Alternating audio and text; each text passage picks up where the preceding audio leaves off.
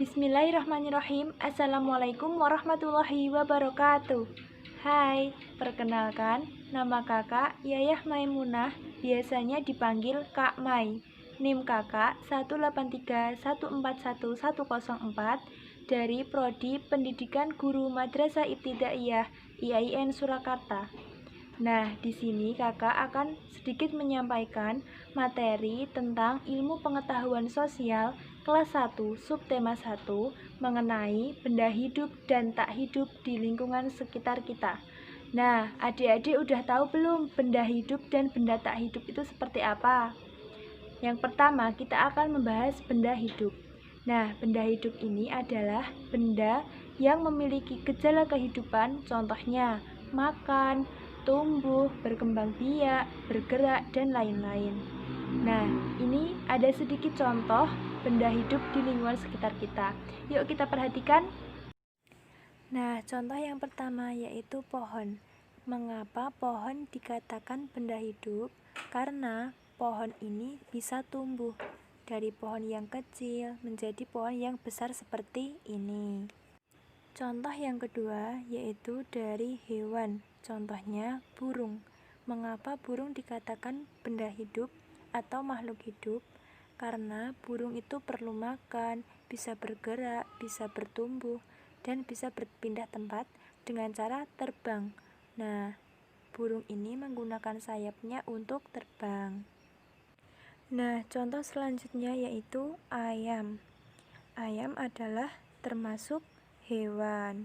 Nah, ayam ini juga dikatakan benda hidup atau makhluk hidup karena ayam ini bisa berkembang biak. Berkembang biak dengan cara apa? Iya, dengan cara bertelur. Nah, ayam ini mengeluarkan telur, lalu telur itu menetas, kemudian menjadi anak ayam.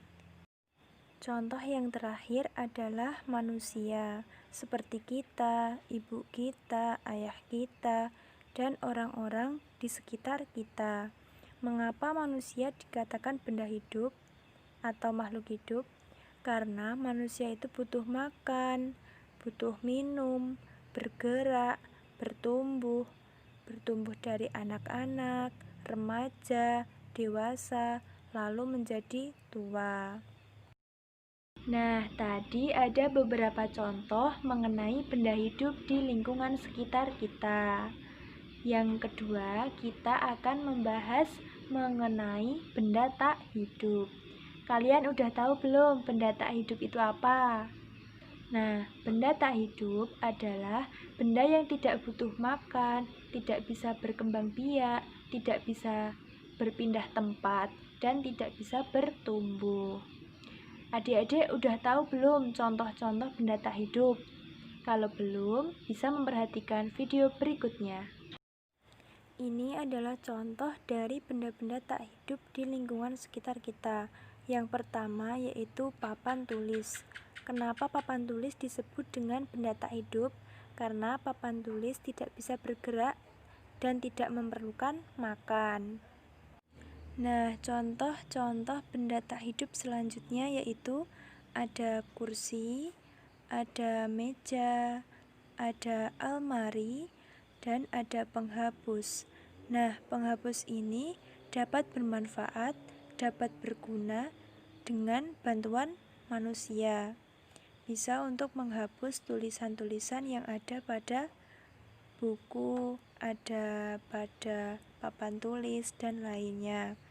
Seperti spidol. Spidol ini juga bisa bermanfaat jika dengan bantuan manusia. Kita akan menulis di buku atau menulis di papan tulis dengan spidol. Contohnya kan seperti itu. Jadi spidol ini berguna, tetapi harus dengan bantuan manusia. Jadi itu adalah contoh-contoh benda tak hidup di lingkungan sekitar kita. Tadi ada apa aja adik-adik? Ada almari, ada spidol, ada papan tulis, dan lain-lain. Nah, jadi sekarang adik-adik sudah bisa membedakan ya, mana yang benda hidup dan mana benda tak hidup. Cara membedakannya, benda hidup itu bisa berpindah tempat tanpa bantuan orang lain. Kalau benda tak hidup, tidak bisa bergerak tanpa bantuan orang lain. Contohnya saja tadi kursi. Kursi tidak bisa berpindah tempat dari kanan ke kiri jika tidak dipindahkan oleh manusia. Nah, mungkin materi kali ini sampai di sini dulu. Semoga adik-adik bisa memahami materi yang kakak berikan tentang benda hidup dan tak hidup tadi. Semoga video ini bermanfaat. Ada kurang dan lebihnya kakak mohon maaf. Wassalamualaikum warahmatullahi wabarakatuh.